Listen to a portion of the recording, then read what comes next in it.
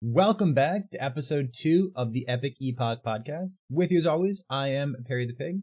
I have my co-host with me, Dread.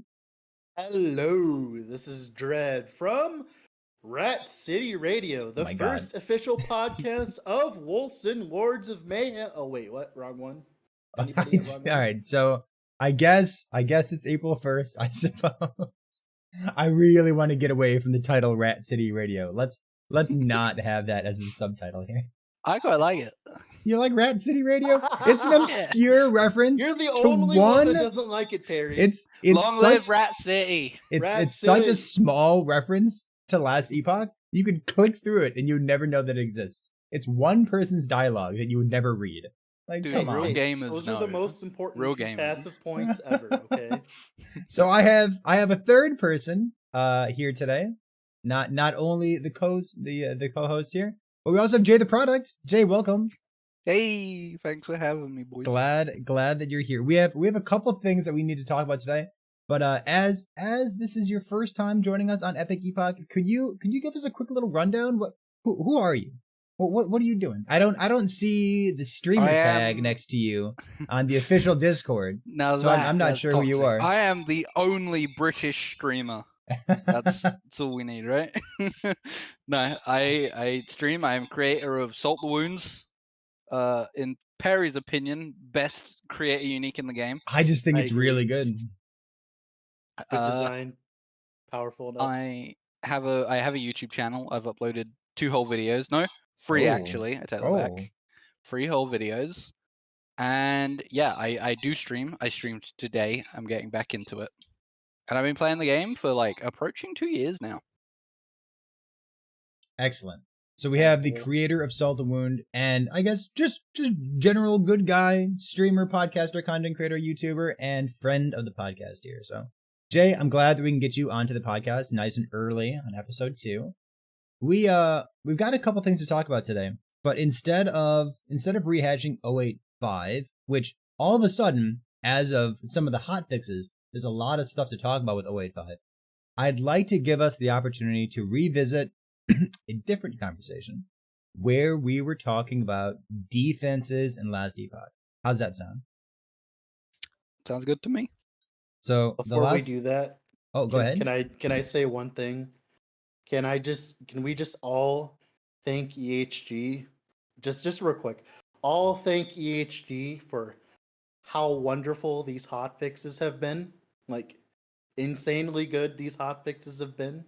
Like, they have been so good. I'm so happy. Like, I wanna make one of those memes where it's like 085, like and 085C. Oh, that's pretty good.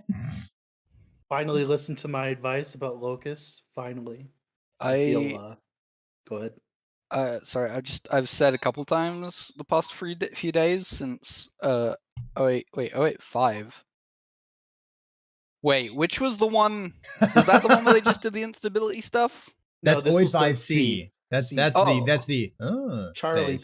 Yeah. Well, whatever one added the stability stuff is by far the best quality of life patch they have introduced since I started playing the game. It feels like a real step in the right direction for last Epoch to be like a 1.0 finished product. Oh yeah, big time. This is a very, you know what? All right, let's talk about the change. So we had 085, which is the introduction of a whole bunch of stuff, but also not the uniques that I want to play with. Yeah. 085B was the was 085B the hotfix for Locust? Was that it? 085 was the. I see it at the same time. What was B? Oh, B was the keys. B was found my keys. Yeah. Okay. So 085B is where your keys finally dropped from bosses, and that was like the primary change. For a while, with the 2 new dungeons, the keys weren't dropping enough, and they're supposed to drop from bosses of Monolith, and now they do. So now keys are just raining down, everyone's got that. So, the third hotfix, I guess the second hotfix, 085C, which just happened like 2 or 3 days ago, was the introduction of, I guess it's a reason to kill monsters, because we've never really had a reason to kill monsters before. And we finally have one. It was like the very top note, you know? Like, you open up the patch note page, you read one sentence, and your brain is already like, oh man, they finally did it. They added a reason to kill monsters in the game. So now when you kill monsters, going about your echo, you can gain bonus stability, which means you can get through the monolith faster. And like, there are other changes, but even just this one line of text, excellent. Chef's kiss. There were other changes? Come on, man. Yeah, Swarmblade got completely reworked again. You guys read the Swarmblade stuff? I mean, I had to because I had a guide on it, so I had to make sure like my shit still worked. What happened with the locust thing? Oh, pretty much what they did was they buffed their base stats again. They capped them to 12/15 if you grab some nodes. They also made it so that when you place down a hive, it will summon things. It will summon them near enemies. You have to be near enemies for them to summon, which nerfs all the kind of abusing things where you'd go through different zones and get like a 70 locust swarm, which doesn't matter now because they're capped at 15. But now you have to actually place your hives near enemies, which is completely fine because each hive has enough to cap you out in locust. So you walk up to a pack, place a hive down, move on. Walk to insane quality of life. And also, as well, they made it so that Swarm Strike, sure, like it's not as OP as it was before. It's still highly playable and really strong. Like, for instance, my version that I played on the YouTube channel with Apathy's Ma went from 200k DPS on the dummy to 600k DPS on the dummy after the hotfix. So, like, all the Hummingbee builds got nerfed into the ground, and then I hopped on mine and like, oh wow, it's alive and better. So the builds that built no damage and had no gear equipped got nerfed significantly. Got it. Write that down. I like that. I like that. Good change. Gear. Well, the thing is, I had invested a lot of gear into mine, like LP apathies. Like I invested a lot of gear into this, so it was sad to see that like mine did so terribly because I played it how you normally would play a build, and then I was validated. So thank you. That seems like the perfect kind of change then, because like they nerfed the extreme outlier, one of the most busted skills we've ever seen, and they buffed the high investment version that actually uses a what's it called? Weapon? Cool. Okay. Yeah. Good. What? Yeah, there's actually a story to this part. So like a while back, I was talking to Reimer in DMs. Because we were talking about Bleed Werebear, because Hazelroot and all that, we didn't know that worked, and then Reimer showed me, and I showed him my version, and we ended up having a conversation about locusts, and I said the best way to buff locusts was to just buff their duration, right? Whatever you got to do, just buff their duration, because 8-second duration feels absolutely terrible, right? Well, then first thing this patch, they buff Locust Swarm's duration. I'm like, no, it's the wrong one. You just made it OP. I'm like, God dang it. But then the hotfix came, is like, bam. Then exactly the change I was looking for. The Locust duration went from 8 seconds to 15, which so much better. Because a lot of the buffs that Primalists have, like for instance, like Yulia's Path, that would make Locust viable for crit, right? That would make them useful. They actually work now because you have a 13-second duration Maelstrom, right? And you get to actually benefit from the whole duration of the Maelstrom. So it's like absolutely amazing. Like absolutely amazing change. I haven't tried Locust yet. I still need to try them still, but I'm really hyped to try them because if it's anything better than what I tried, it should be viable enough to actually have fun with. So let's hit on one more thing real quick, as long as we're talking about changes from 085C, the hotfix that we all like so much. We had the killing monsters gives stability, which is a tremendous change. We have a lot of changes to Swarmblade form, including Locust and Swarm Strike. And then we also have, and I'm going to botch the name of this, but I'm not sure if I'm botching it intentionally or not. We have something called the Gaze. So now you can you can farm the Gaze now, right? Yeah, you can farm. Orobyss, it's like right? it's called like the Gaze of Orobyss, I think.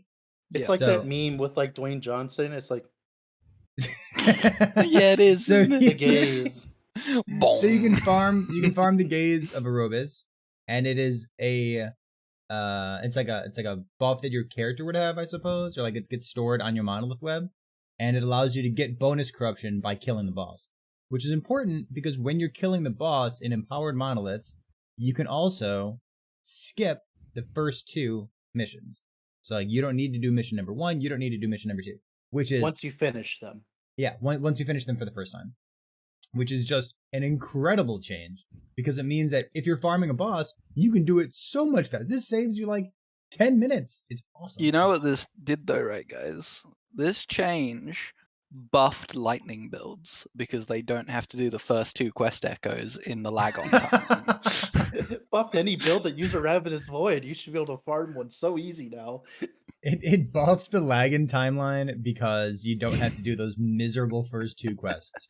Okay, so bad. I got you. Well, you still have to do them first, and then you never have to do them ever again. Yeah, but you only have to do them in unempowered. Yeah. Okay. I don't know. That's still a little too much for me. I don't know. Doing the content one time.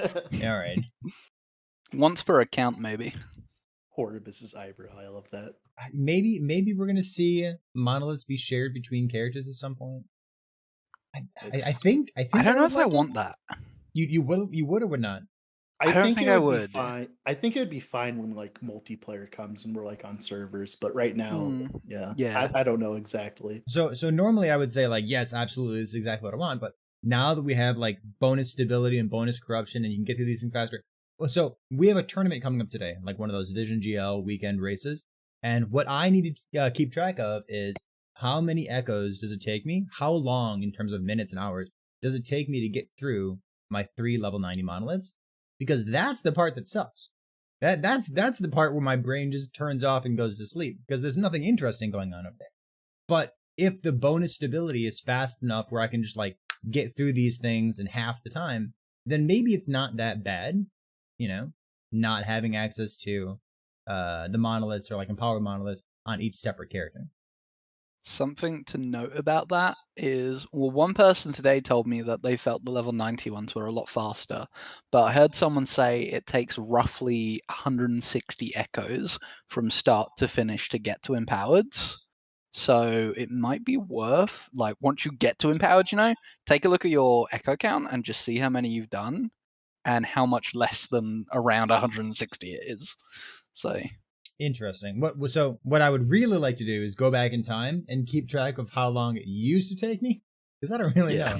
The only number that I really know is like, okay, the fastest characters that I can play, and I think like Static Orb or like Cold Dot Maelstrom Werebear. I think those are just about some of the fastest characters I've ever played 2 empowered monoliths. And I think my fastest time was like maybe 12 hours in one sitting where I forgot to look at the clock. So I guess that's the number that I have to go with. So eventually I'll just need to sit down and invest 10 hours and see if I can get it done in less time now. Yeah, I am specifically, I haven't started the turn yet because I actually want to record a lot of it, but I'm specifically playing a really good build because, you know, I played with Static and I got to empowered, but obviously Static is its own thing. I'm not even going to talk about how disappointed I am in that right now, but I mean, at least the version I was trying, the Spellblade one. I think Sorcerer should be fine, but still, I'm going to be playing a really good build this time around, just so I can see like how quickly I can actually get to empowered and see if it feels different than like. That's a good idea. I like it. Can you just tell people what your really good build is? What my really good build is? I mean, if it's not Abyssal Echoes, you know, I already tested on meme. Standard. It has like 600k DPS. I know, it's still a meme though. I still want to hear you say it. It's Bleed Devouring Orb. Like, it's just Bleed Devouring Orb. It's just literally just Devouring Orb, but with Bleed. And you get to ignore Crit Avoid. You get to ignore, like, you don't get to ignore Dodge with this one specifically, but you get to ignore a lot of stuff. And Devouring Orb is good for dot builds, but it still sounds like a meme, you know, just Bleed Devouring Orb, like, you'll understand like why it's strong. But Devouring Orb is good for dot builds. Yoink! I'm gonna steal the shit out of that bill. All right, I just found out what I'm playing this weekend. Nice. No, Perry, you're an ethical hardcore gamer. You will be playing Vengeance. Thank you very much. I'm gonna be playing what? Vengeance? Wait, yeah, Vengeance is one of the picks, bro. All right. Do you want to talk about this? We can talk about this too. What, Vengeance? Yeah, definitely. No, we can talk about the weekend tournament.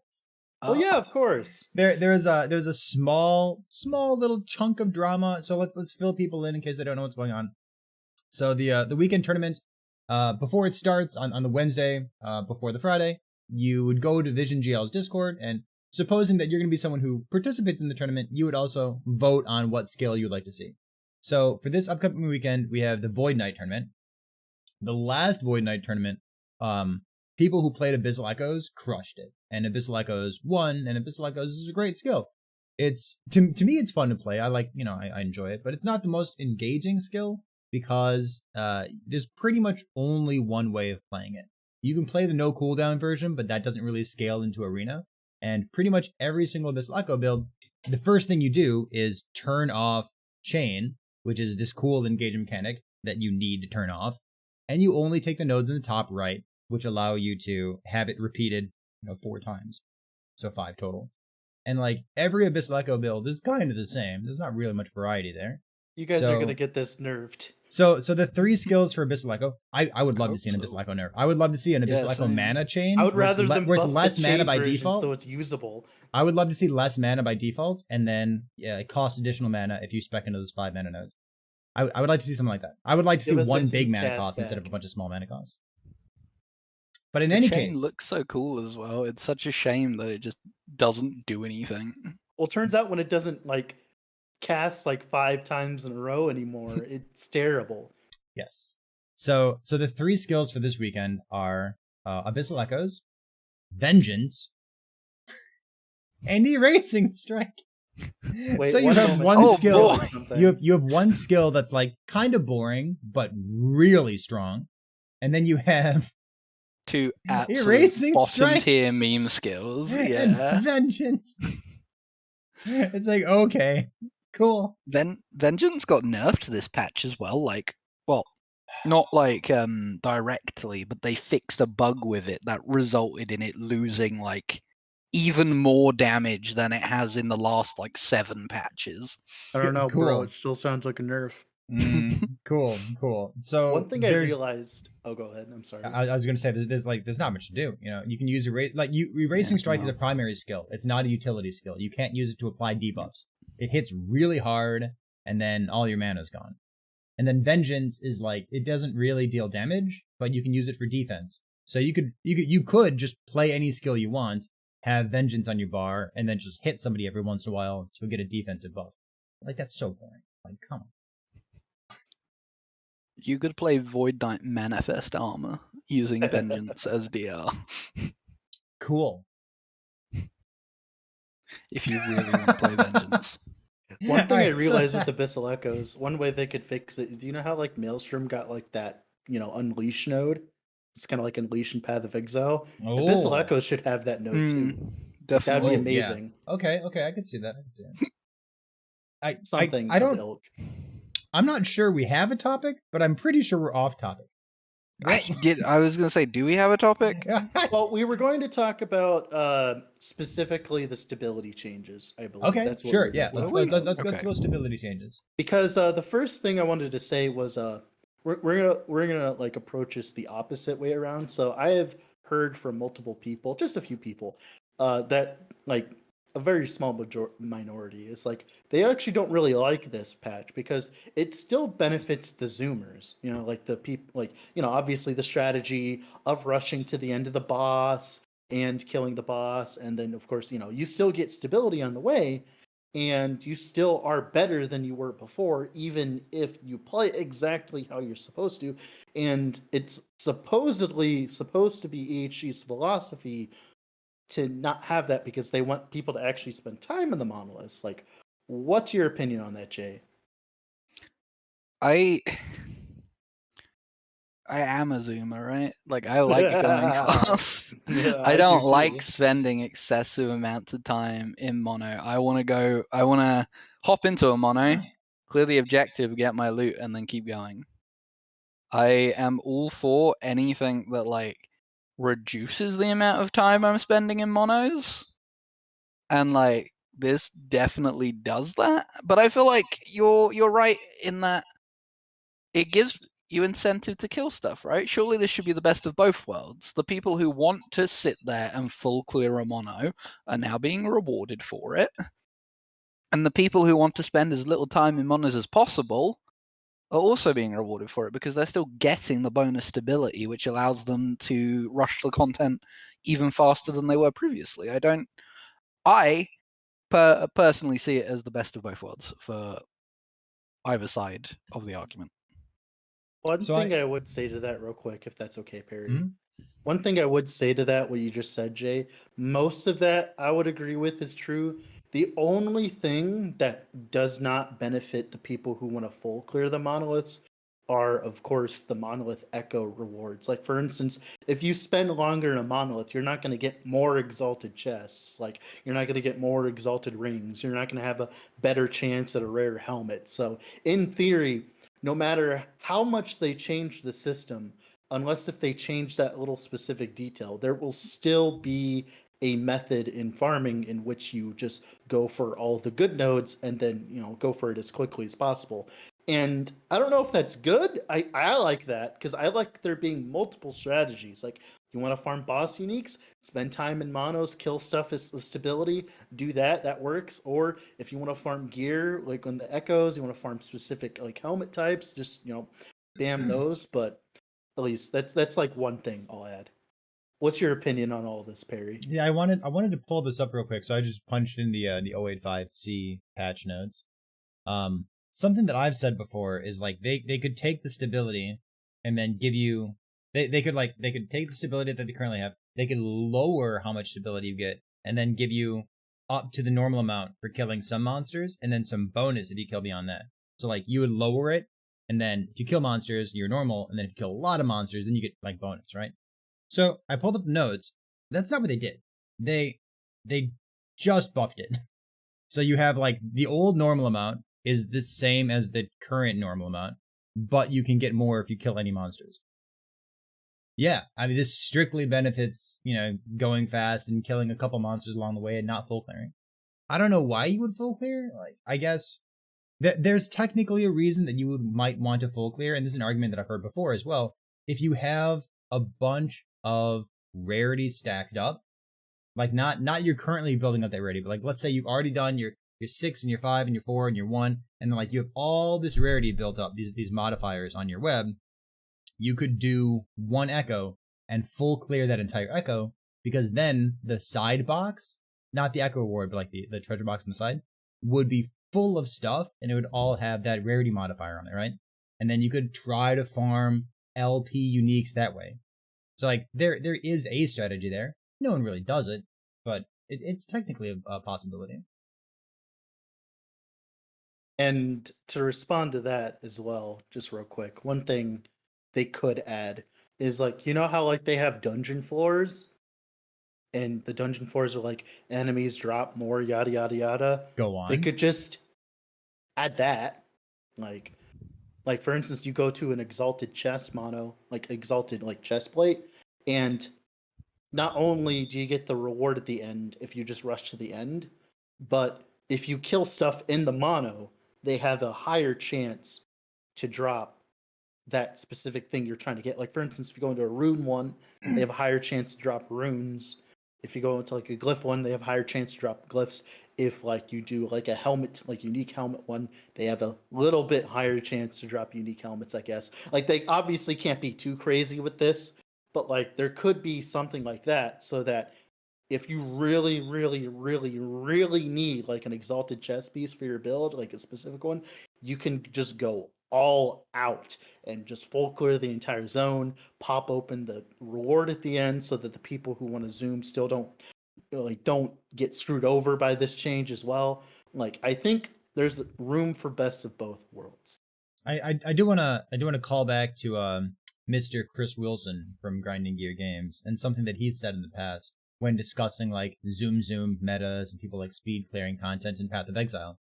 And he said, like, listen, in an action RPG, a build that moves faster and completes the same amount of content is a better build.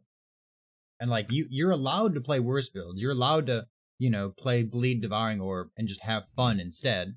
But at the end of the day, if build A and build B can both kill the boss, and they can both get through monoliths and survive and not die, if build B does it twice as fast, it's better.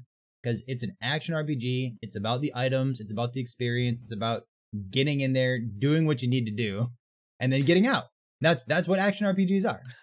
Can I just say, while I somewhat agree with what Dread was just saying a moment ago, and like wanting to add in these systems to incentivize full clearing, I think we're muddying the waters a little bit right now of like the kind of identity that Last Epoch wants or wants to have, because like, at least from when I started playing to now, they've kind of leaned in more into the zoom, go fast, clear the objective, get your reward, keep going mentality. Mm-hmm. And I feel like, that like ARPGs kind of need to focus in on one. Like, I think it's very difficult to try and like really do both.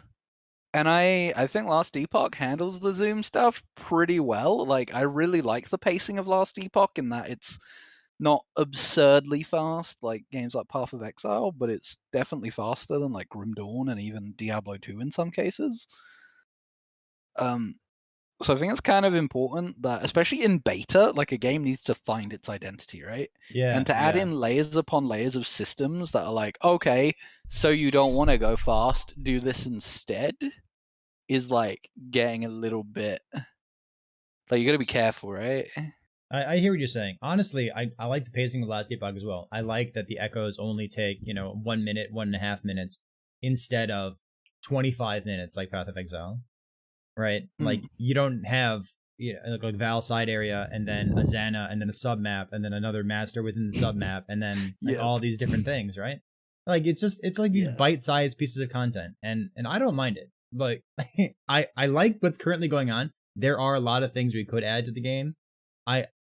With regards to what Dread's been talking about, I'm in favor of making the game feel coherent. Hopefully that's something that EAGG agrees on. Feel like it's kind of hard to disagree on it, but I digress. I want there to be a reason to do arena. You do arena in order to get this buff, in order to make this thing happen, in order to farm this one item. Like, if EHG wants items to be target farmable, which it seems like they do because that's how everything else in the game is, then let's make these systems work. But for the pacing, for the speed, I mean, I kind of like the speed right now, but we'll see. Yeah, like I like the speed as well. Like, the problem with all of this is just like, really, at this point, it's just what EHG wants their game to be, because it's like they've set up a heavily forced objective based like system where you go and you finish the objective and you're incentivized for getting to that objective faster, finishing it faster, and then of course rinse and repeat. So it's like, at the base of the game, the base of the game incentivizes you to lean towards these things. And now that we have access to legendary items, we have like legendary potential tree rings, we have double movement speed boots, like we have all of these mechanics.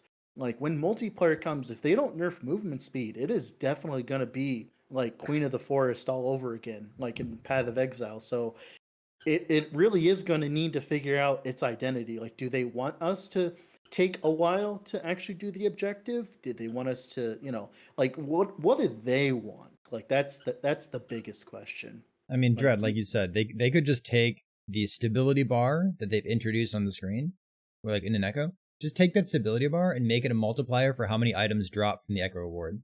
Oh yeah. Wouldn't that solve what we're talking about? I don't think so, because then you'll just have you just have people being incentivized to run the fastest, best screen clearing builds possible, and then especially in like a four-man right? group, right? And then now you got a whole other problem. Oh God, we're incentivizing people to play good builds. Oh no. I mean, I will just say, personally, I think if you're the kind of person who like wants to slog through a monolith for 10 minutes, then like, that is your choice, but that should not be forced upon other people. Yeah, agreed. Yeah.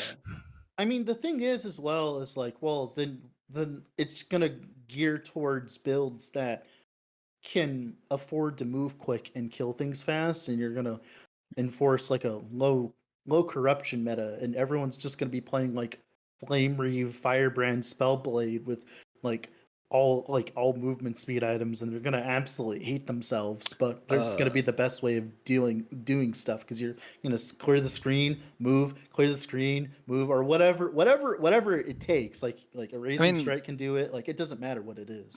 Okay, no, a Raising Strike does not count. Look at Turbo Smite. I'm at 500 corruption on just about every timeline on that character, and I still one-shot everything. And I have hammers orbiting around me. I just lunge through monos and everything dies. It's like one of the fastest builds I've played, you know? Like, you don't even have to be at low corruption. And for reference, they nerfed Static Orb because of this. Like, they nerfed Static Orb because of it was too good at doing that by killing everything in the mono as it was going towards the objective. Yeah.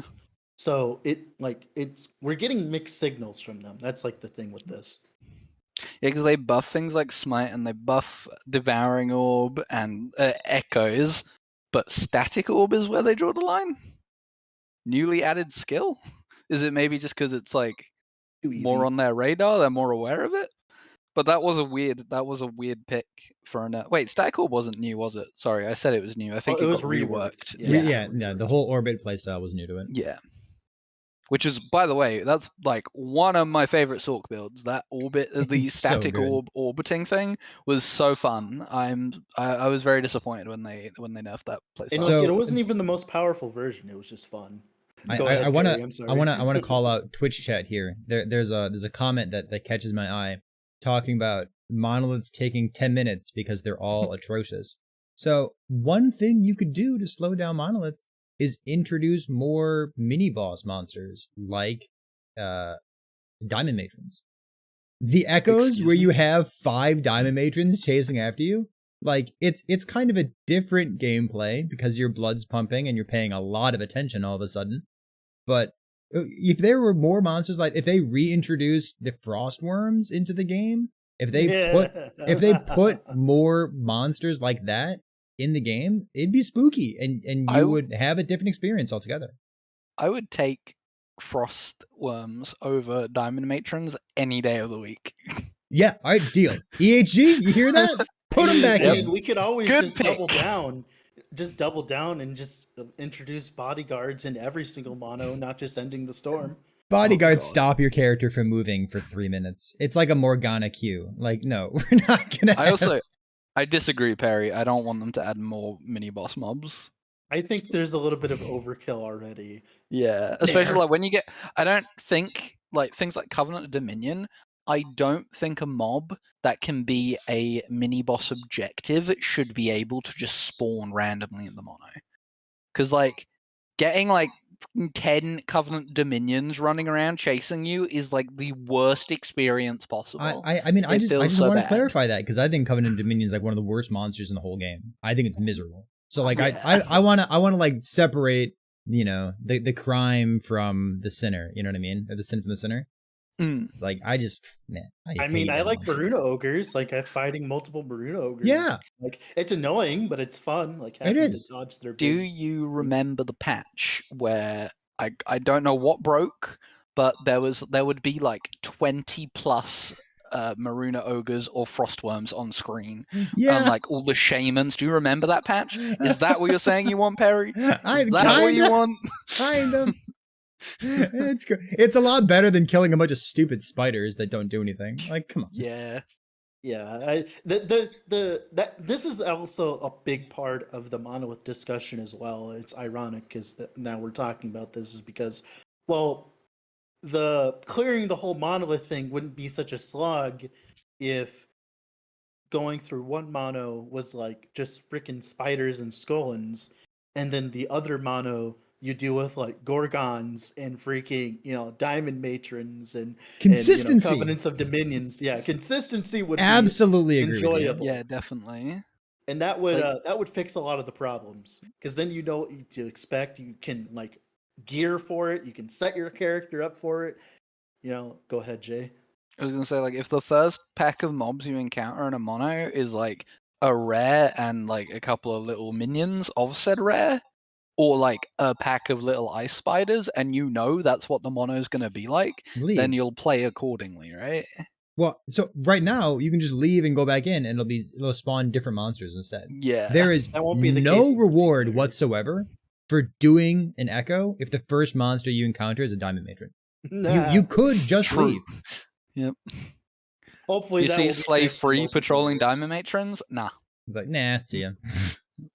Now, I still do those nodes because I think they're fun and I enjoy having fun. Yeah. But strictly speaking, there is no reward for it. Nope. Yeah. And as well, like with these kind of like systems and all that, like EHG, I don't know if they've thought of this, but like they have the perfect system for this already built into the game, like with the the zones and stuff, like all of the different timelines and stuff. Just have each echo timeline specific. If you see like divine era mobs, like Majasa mobs, like chapter 9 mobs, that's what you get. Oh, if you see like Maruna ogres, bam, that's like Lagan stuff, like all the Maruna sirens and stuff and crabs and stuff like that.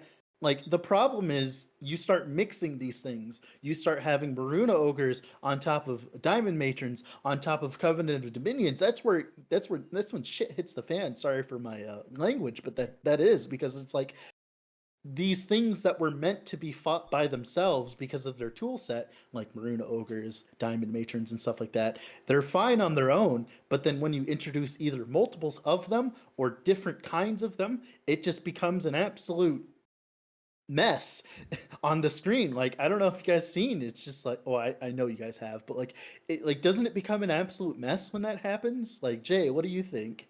I mean, they have the tile sets. They could do exactly what you're saying with like specific tile sets. Like if you load in and you see like coral everywhere, then it should be Maruna ogres, right? Like they have the areas set there. They could just have it so mobs are tied to what tile set you get for the monolith. And it would fit with the theme because we're time traveling to that echo to go there, right? Nothing bothers me more than going to a snowy area and it being full of Covenant Dominions and like siege golems. I think the conversation about theme is like huge here. Like just that one little change, I think it would make you feel a lot more immersed in the game itself. Mixing and matching, that could even be one of the monoliths by itself, right? Like let's say like the last ruin where everything is like totally corrupted by void. That could just be like the place where everything gets mixed and matched because the whole world is corrupted. Yeah, like and if it's per mono, and eventually when multiplayer comes and they fix the cheesing of leaving and resetting the tile set, right? When they fix that, that could just be another added layer of difficulty that they can add to the monolith, is by just like, for instance, like we really like the divine, like what's a really good blessing monolith, like Fall of the Outcast, right? Not Fall of the Outcast. It'd be like Lagan's timeline, because like Lightning Shred and stuff like that, right? Just add the cancerous ones in there, like the the divine area, and that would be the reward, is better stuff in there. And as well, when you go to an echo, and you can see before you go into the echo, you can see the tile set, so you know what mobs to expect. So if you don't want to deal with Covenant of Dominions, you don't have to, but you have to go around kind of like the other modifiers in the monolith, like Void or whatever, right? It'd be the same thing, and it would make monolith grinding way more interesting, and it would make zooming, like we're talking about, harder, because if you want to play like to do the fastest, you don't want to slog through diamond matrons, right? So you'll like go around, and it'll like it'll make the game more interesting that way, while also introducing another layer of complexity that isn't currently I got here. a thought for you. I'm taking an idea that we have in Twitch chat here, and I'm gonna take it to a different level. How about the mixing or the corrupting of a tile set where different kinds of monsters show up? What if that showed up more often the further away from the center of the monolith web that you move? Because the further you get away from the center, that's where better rewards are. That's where better rarity is. That's where you get higher corruption when you kill an Orobyss out there. Like you're incentivized to be as far away from as possible. because also the modifiers themselves last longer when you're out there, and then you get like some corrupted mobs where it's like weird stuff going on. But then if you want to play it safe, you just like you stay near the middle, because then it's like all the same mobs all the time. And to add to that, what they could also do is kind of like Path of Exile, where you had Shaper and like Elder influence. You could have the same thing where they have different influences, influences, tile sets, whatever. They have different influences. Like, for instance, this one has half Lagan stuff, and the other half has like Imperial era stuff, and like mixed. And that, like, exactly what you're saying, except like, you can see it on the tile. Like, I think we might see that in the Soulfire Bastion. They have the Fireboy. What's he called? The giant... the different types. And then like they take them and they rebrand them from fire to necrotic. I think what you're saying, we could very realistically see that in game. I think you could take it another step further as well, like specifically around shades. You could have the monos, the echoes, like based on proximity to shades, just get more and more chaotic. Like if you're doing a mono right before a shade, it can just have like the whole zoo inside that echo to like kind of make it even more of a challenge to get to fight the shade to begin with, right? And because you're in such close proximity to the Shade of Orobyss. You could also make it a monolith mod. Like monolith mod.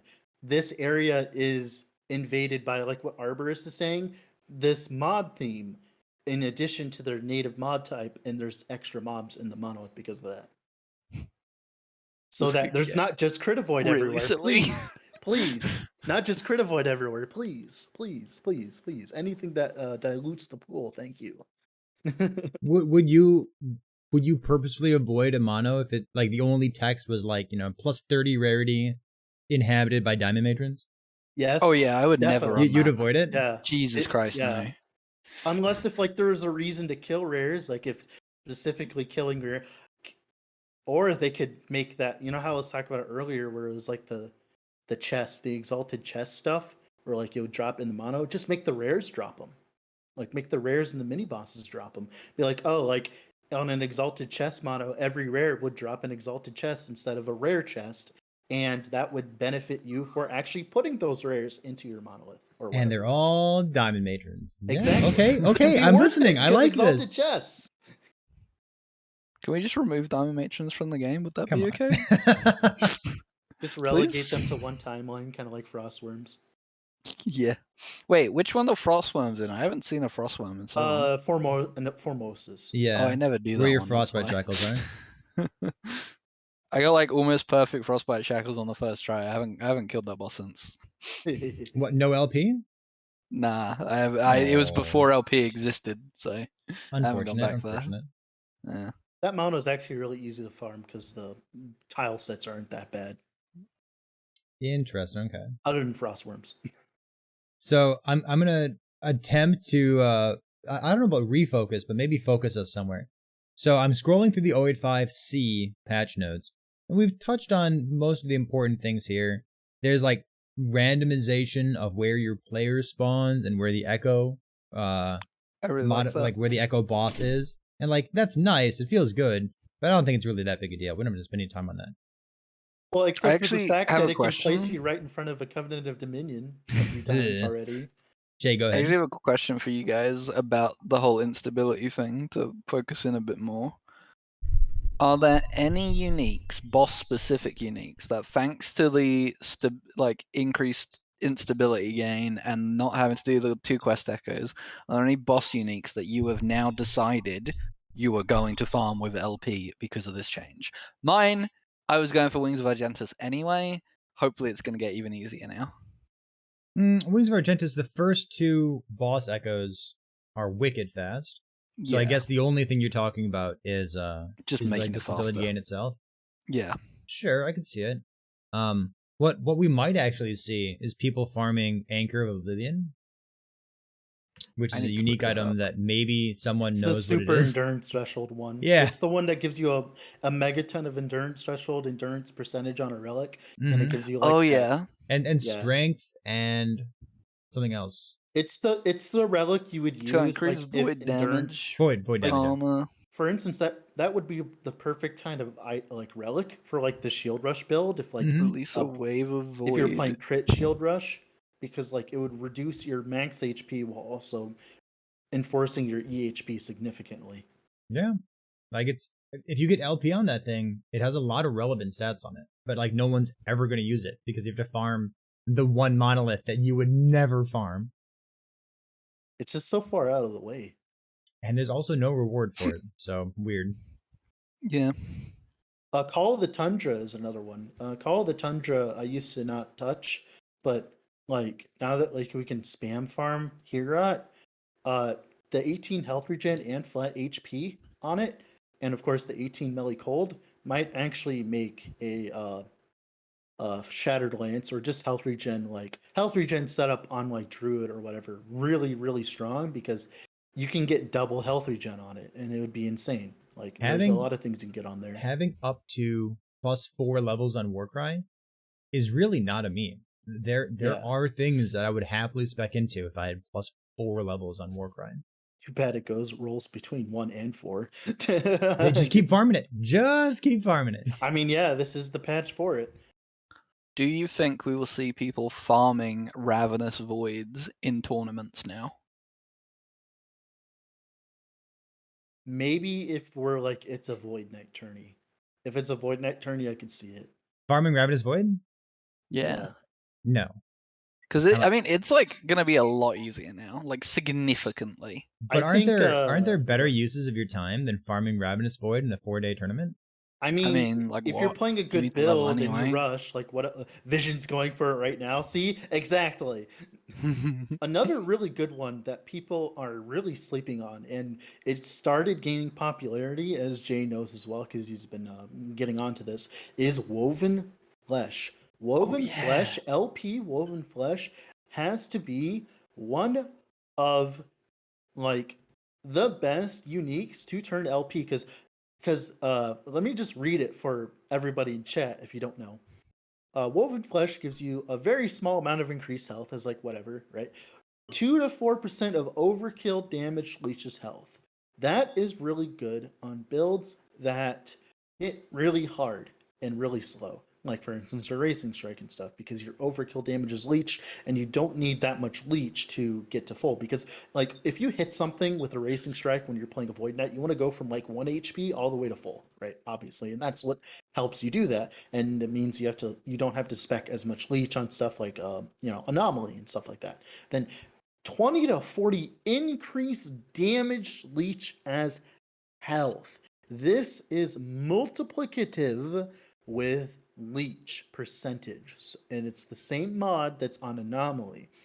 And as people know, if you've ever played with Anomaly yet and the increased health leech, it is one of the most busted things in the entire game.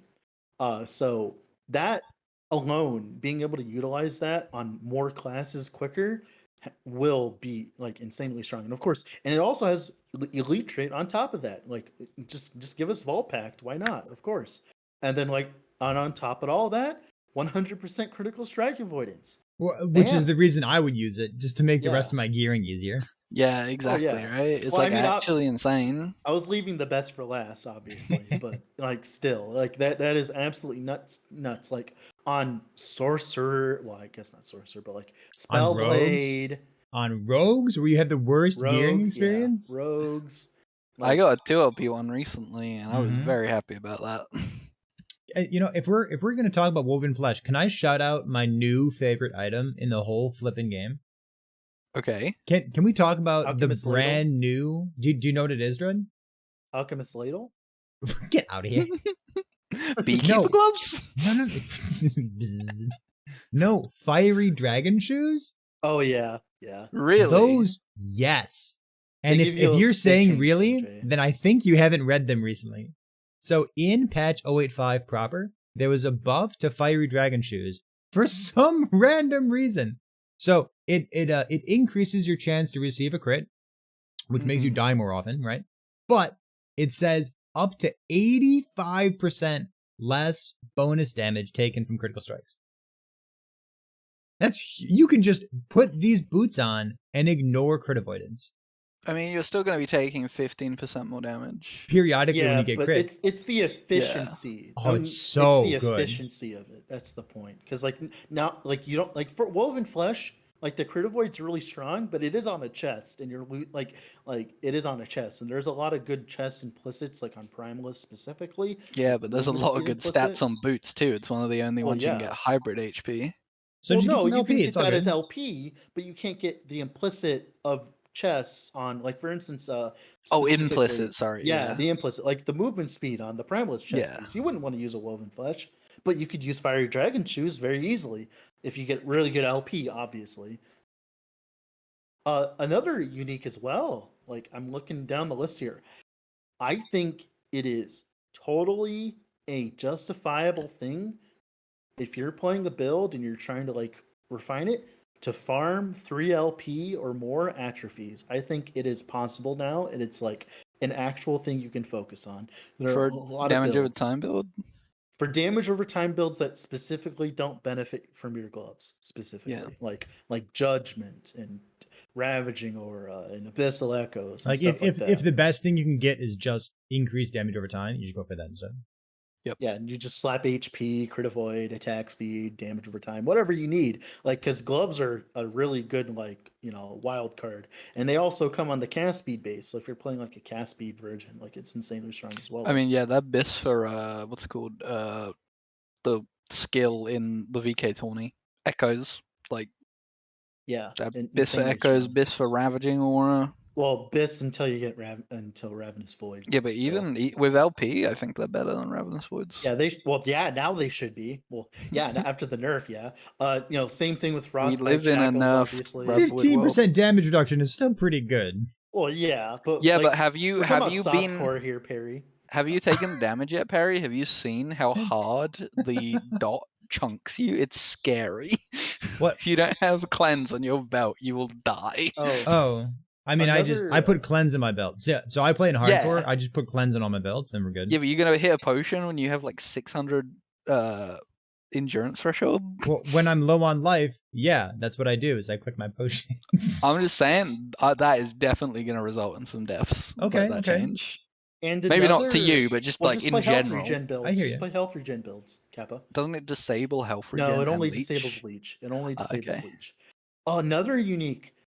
I've been messing around with this a little bit, this specific unique, and since it's going to be really easy to farm them now, Strand of Souls. I know that like the mana spent gained as ward like usually is slept on because Glacier doesn't exist right now and stuff like that.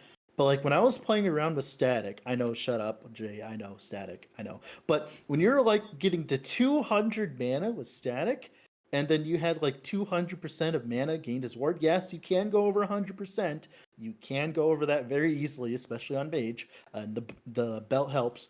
You can get like, I think like 700 ward at least from like a Meteor cast or like a Glacier cast or like more like 400. You get a lot of ward just from spamming high mana abilities, which might revive some sorcerer archetypes or some other archetypes as well. Like this is not just, like I said, not just sorcery. Like you could use this on any build that like has a really high mana cost skill, right? I just want to say Lizard won the sorcerer tourney with Glacier, bro. Yeah, I know. I mean, I'm talking about, like, Glacier doesn't exist. Ward, well, yeah, like I'm talking about like ward, like stacking sorcerer. That's what I mean. Like literally like focusing on ward as defense, not like conversions and stuff. Like the old version. So it's like, and the thing is, the best thing is like belts aren't really that important for ward builds. Like there's some belts you could use, but like Strand of Souls with 1 LP with cleanse or like cold res for like shackles, because shackles works really well with Strand of Souls because when you gain a big boost of ward, the best thing that will help you is retention by far. So, and of course it comes with retention on it, ward per second, ward gain on kill. So Strand of Souls is definitely something that is on my radar now for like builds if I want to play it. Because in theory, if you're just spamming high mana cost skills for some reason, right, in some way, it is just free EHP. I just want to say, as long as we're not talking about Twisted Heart, right? You said like belts. I was just belts about to say Twisted You're gonna say Heart. the same thing, right? So like, Yeah. so belts, they're not particularly good for war builds unless you're converting a portion of your HP into ward. In which case, you want as much HP on your belt that you possibly can. So I mean, you just run Strain of Souls with hybrid. Well, yeah. Oh, just get a 2 LP Strain of Souls.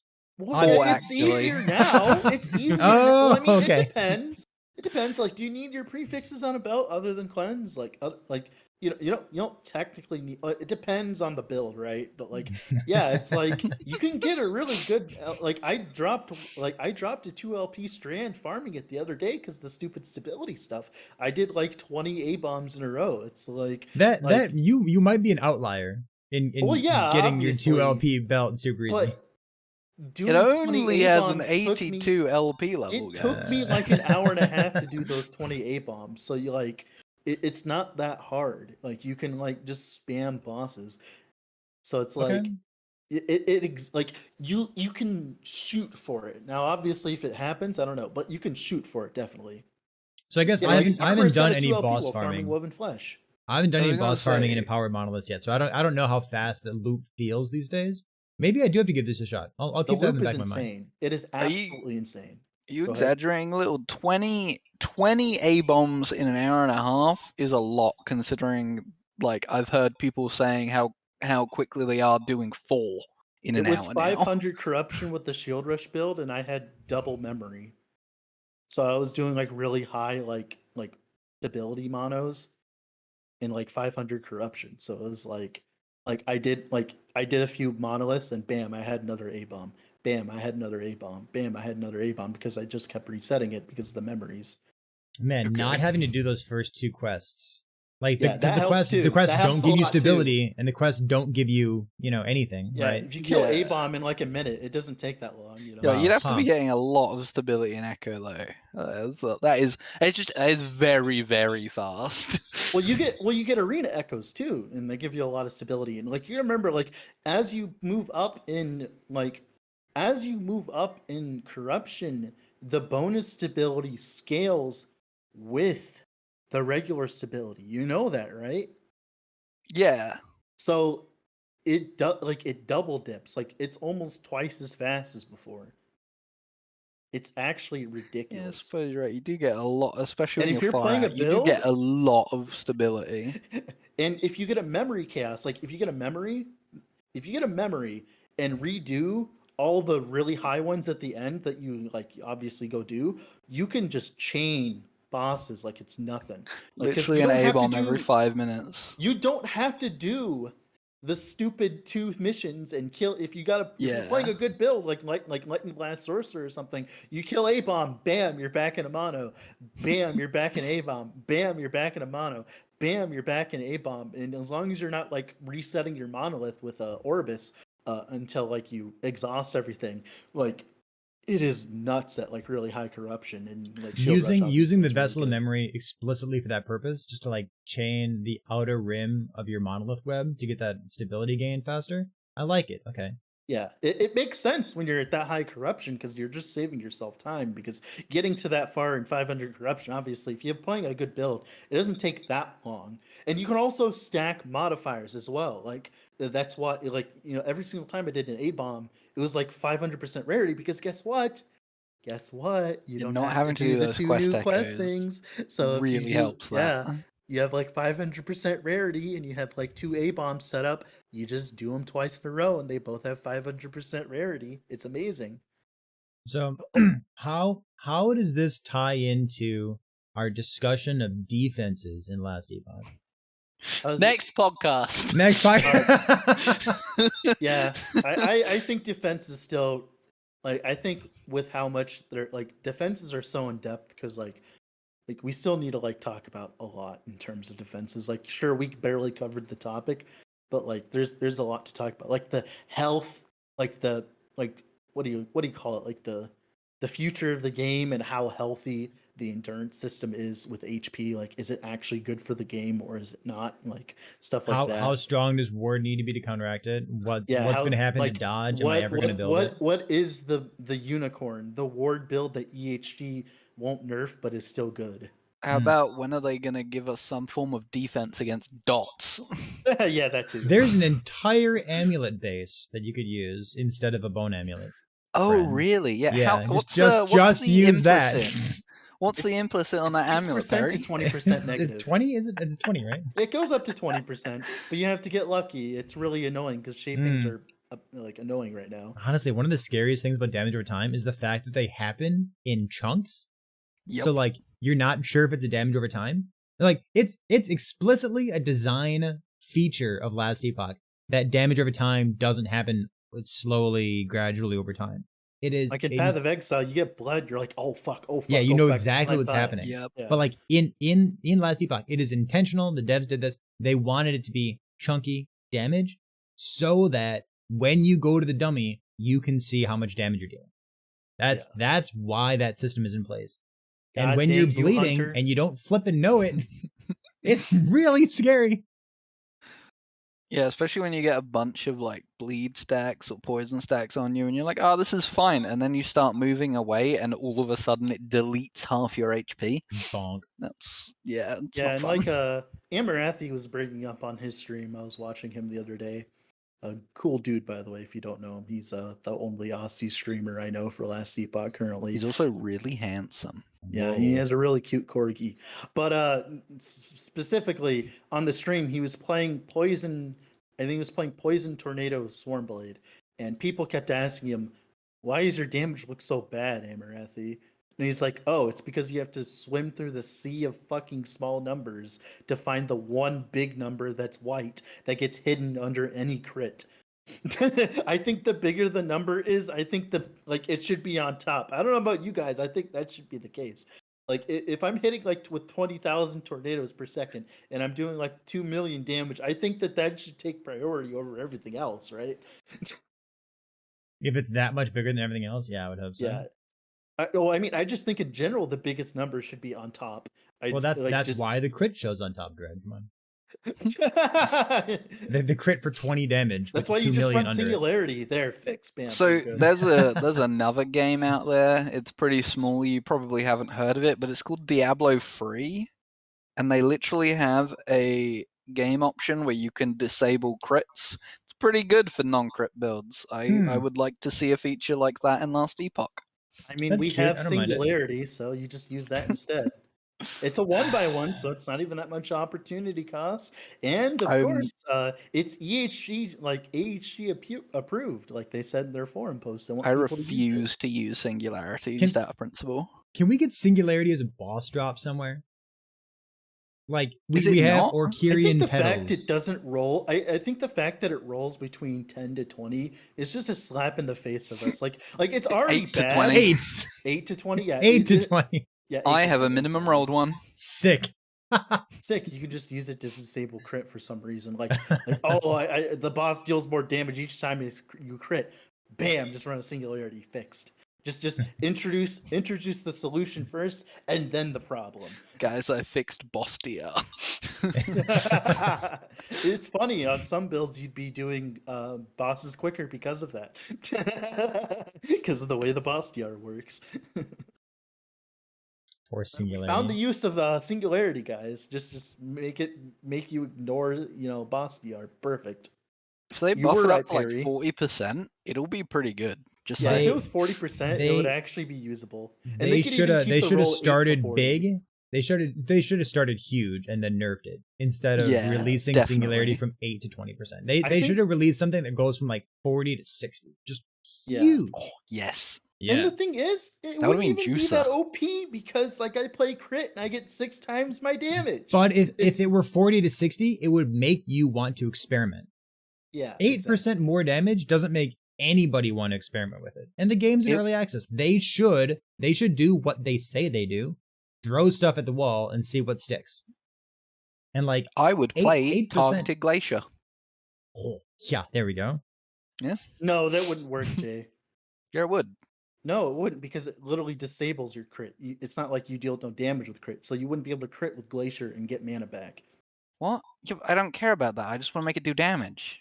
Oh, okay. Oh, I mean, okay. That's the I guess. issue with Glacier Oh, right sure. now. I When know you what play version Toxic you're playing. Glaciers, you can't get I just damage. know the meta is like running the version where you don't get the mana back. I guess. No, Even just talking meta- about you talking about Glacier plus Singularity.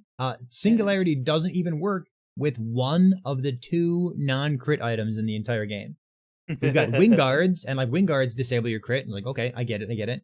But Yep. Sacrificial Embrace is a unique pair of gloves that isn't Ravenous Void, that drops some Elder Gaspar, and it says like you have no crit multi, but you gain a buff when you crit. And like Wow, yeah, that there's one garbage non-crit item in the entire game that nobody knows how to use, and you're gonna release another non-crit item that just doesn't work with the first one.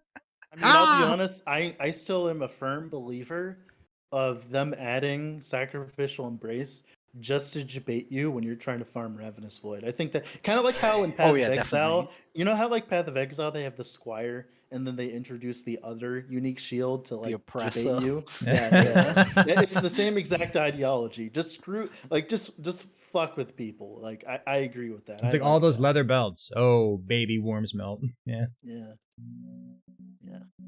Not to All right, brag, but I have a 9%. I want to do one final round table, okay? So I would like to steal everybody's build because I don't know what to play for this weekend.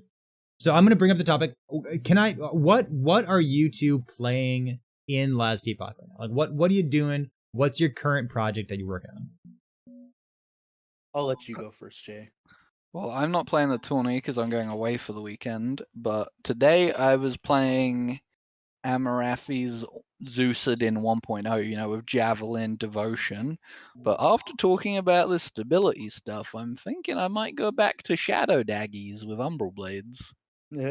Just make a really juicy Shadow Dagger Blade Dancer.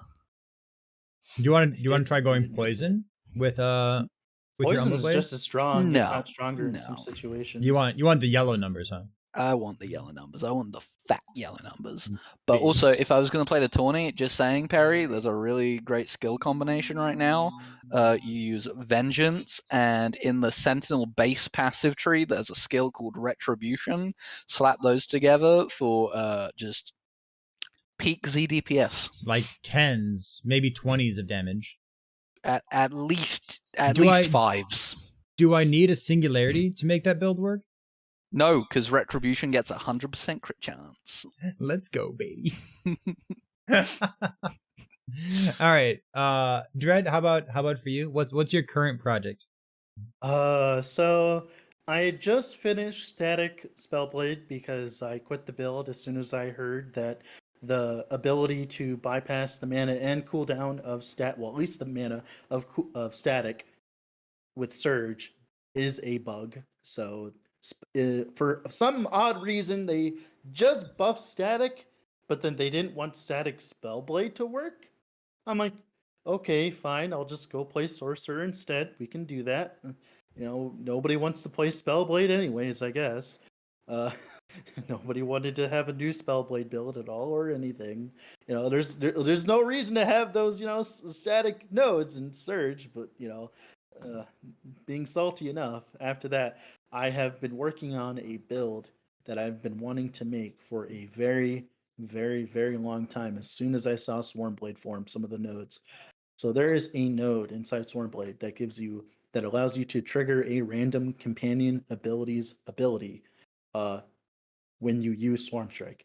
Now, the build wasn't really good up until this point because they introduced something in this hotfix that allows you to gain rage when you summon a locust, which makes non-crit, non-Aterra's Path, like locusts, like Swarmblade, actually function because you can gain rage by just summoning your locusts, right?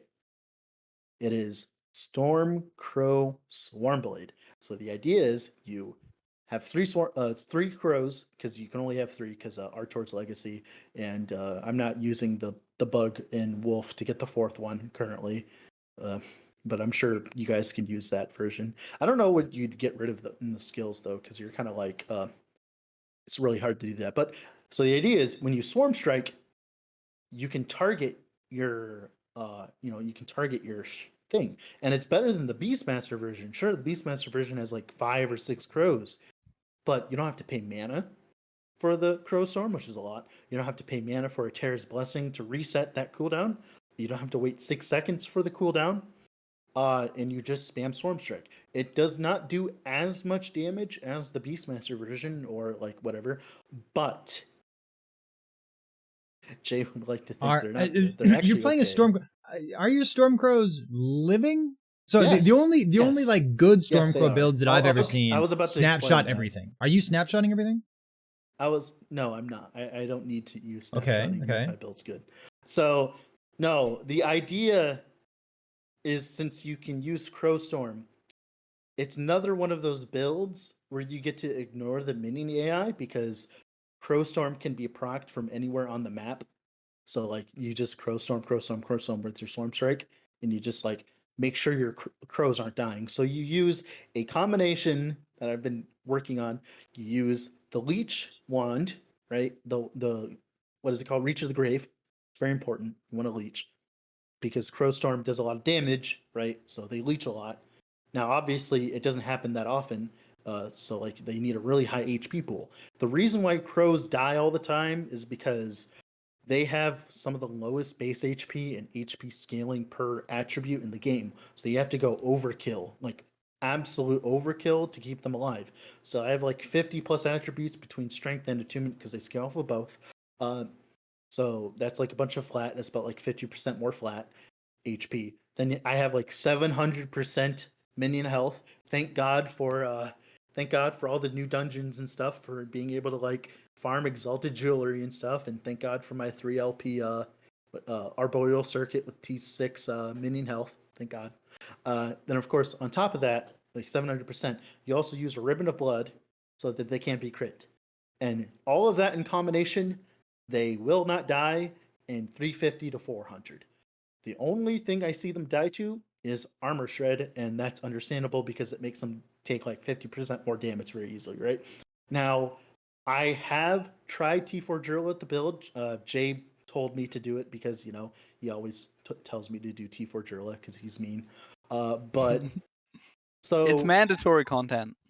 Well, I mean, not really, but whatever. We can have an argument about that all day if we want, but still.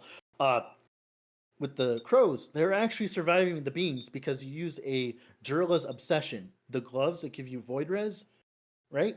And that's enough to make your crows survive the beams. Like, that's enough. They right? survive the beams? Yes, they survive the beams as Wow, long as you're actually attacking with Crowstorm. Okay. The problem is you surviving because you're playing a minion build with no sustain. Now, there's a way of doing it. You run health regen, you go Vessel of Strife. The problem is I am not a very rich man in terms of that gear yet because how HP regen was garbage up until they introduced like Vessel of Strife. So I'm still farming for it, and I would have to do a complete re-gearing from healing effectiveness gear to HP regen gear. It would take a little bit of effort, but it is definitely worth it. But once I would make that change, in theory, you'd be able to just do T4 Drill with like crows very easily. Because what happens is the Crowstorm, they have really high max HP. They have Void Res, right? You'd want like a 2LP Obsession with Void Res and crit chance, or mainly just like if anything, you could just run an Obsession with Void Res and then run more crit in your idols and stuff, or your prefix on your chest. For reference, my chest is like +3 to +3 to Storm Crows and nothing else. Like literally nothing else. I have 2.6k HP, so like it's nowhere near refined, but it works and it has the damage to do T4 Jurla because you have a combo. Because what you can do is you can leave Swarmblade form. I know it sounds terrible. And I'll just wait. It sounds terrible, but leaving Swarmblade form for this is a very good idea because not only does it give you access to a Terra's, Entangling Roots to get a bunch of flat, right? Gives you 40 flat, well, 50 flat, right? That's insane for a companion build like this because you can't go the solo companion route. You also get to spam the abilities. Are you counting the hoops, Perry? It's only 2 hoops. It's only 2 I'm counting the payoffs. It's actually really easy. And then you get to spam the regular Crowstorm, right? and the Entangling Roots, you swap back into Swarmblade form, right? Which is really easy because it's fast and you get the DR, so you can't die during it most of the time. You can't die. Depends. It depends on what you're doing at the time. Listen, Dread, I feel like I need to cut you off, or else this is going to become the video Wait, I'm for the almost build done. guide. There's no way this video makes it to air because crows are going to flop. No, It's just not going to happen. They're already doing fine. Like something's going to go wrong. Dread, I love your I already passion. recorded the video. You're so passionate. No, seriously. And then when you swap to Swarmblade, you get a proc of Swarm Strike, which is another Crow Storm. Yeah. And then you get a spam Crow Storm again. Then you get a spam it again. Yeah. Then again. Then you swap and repeat it, and you get like 8 storm you get 8 Crow Storms, and the devs did not balance around that. You were getting 500 do you think that's a bug? crits per Crow Storm. No, it's not bugged. It's just mechanics. It's literally mechanics because It's not bugs. It's mechanics. No, it is. It is. Snapshotting isn't a bug. It's just mechanics. I'm not using snapshot. Clever use of game mechanics. Dread, you're so excited about this build. I cannot wait for the devs to be like, yeah, it's a bug. No, it's not it is not a bug because you're using Swarmblade. Because when you enter Swarmblade, you do a Swarm Strike. Then you get to use Swarm Strike again because it resets your cooldown.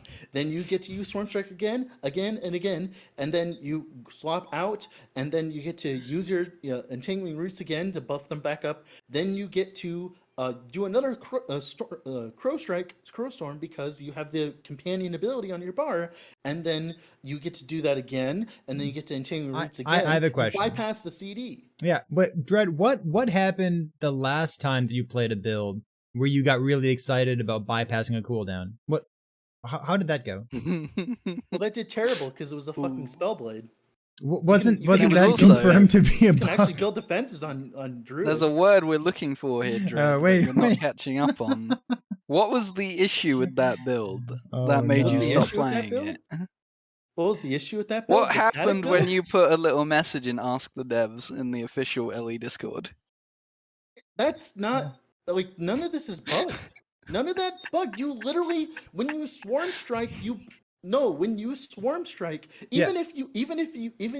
okay, let's say even if it costs mana to Crow Storm, it wouldn't matter because you have enough rage sustain anyways. Like, you are over camping on rage sustain. Even if you had to pay 40 mana / rage per time, it literally wouldn't matter because you don't spend any other rage in the build. Like, you would have plenty, right? Like, you would have plenty. Even if that was the bug, even if that was a bug, even if they made it so you had to pay the mana, it still wouldn't matter because you'd have plenty of mana sustain because you're going into form, going out of form, going into form. And of course, you could use a Terrace Path for even more rage because Gardens are rage, because apparently that's completely fine, right? Dread, But, I'm just giving you a hard time. I know you guys are giving me a hard time. Perry, Jay's just can an you, unbeliever. I'm just giving a hard time. What? Perry and chat, can you guys smell that? Get out! Stop. I think that's copium. All right, I want to real quickly talk about the builds that I've been playing during the week as well, and then I'm going to finish the podcast by begging Dread to share with me the build planner for Bleed Devouring Orb. So here's what I've been working on.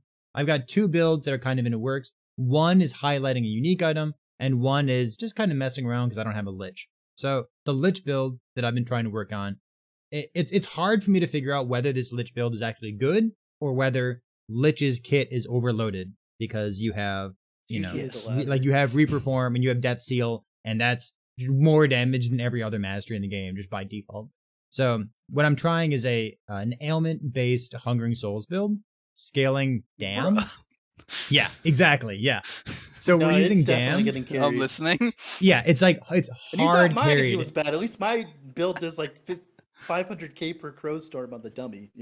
So it's like hard carried, and it's like, how much damage am I? Well, I don't have access to Dam effect. I don't have access to Dam duration. Like, all the things that would normally make this kind of build good, I just don't have access to because those kinds of things don't exist.